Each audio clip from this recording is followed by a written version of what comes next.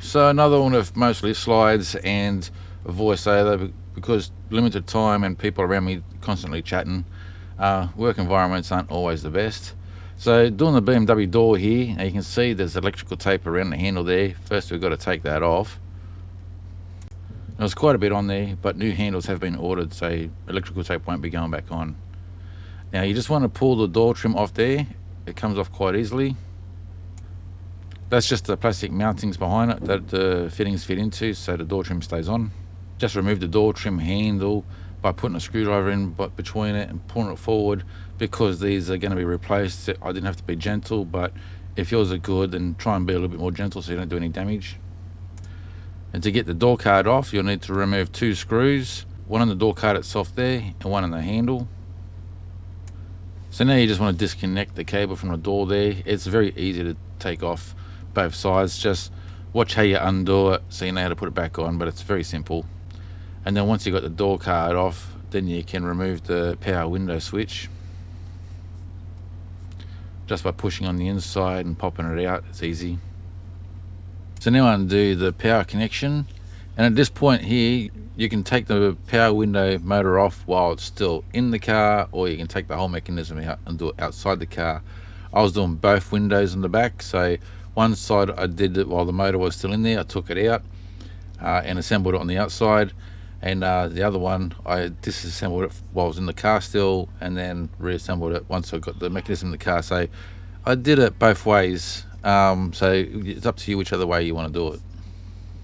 So this side here, I don't know if it was done intentionally or if it just worked out this way over the years of some repairs, but the right hand side has got a white clip, so you can see that there, and on the left hand side there is a green clip.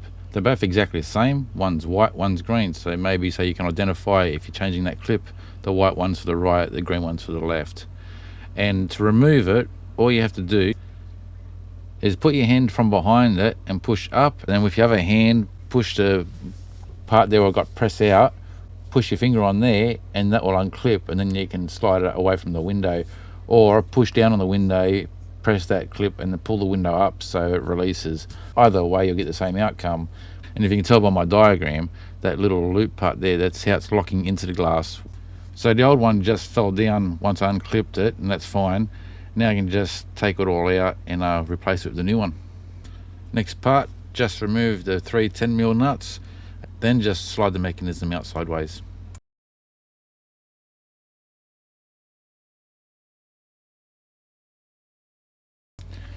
Now when you put it back in, just work your way with it. It's a bit tricky, and then you're going to line up the 3 threads, and the first one is to get it into the slide one.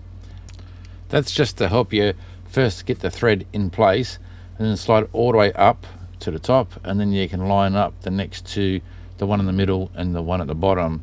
So you can see that top one there, how it's slid all the way up there, and then you've got the one at the bottom there that's bouncing around there. See how it's there, and then you got one in the middle as well, and it's got to just push that over a little bit, and then you tighten them down and plug it back in, and you're good to go.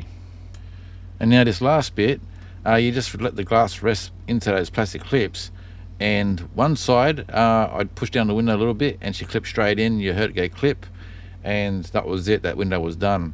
The other side I was pushing down and I couldn't get the clip to go in, so what I did was wound the window all the way up because it was in place to push up, and then once it got all the way up it clipped into place. I heard it go clip, then I could wind it down again and everything was working great. And that's it, everything's working, both windows are working. Now you can put the door trims back on and the handles back on the same way you took it off, and call it a day. Right, well, thanks for watching guys, and I'll catch you on the next one. Cheers.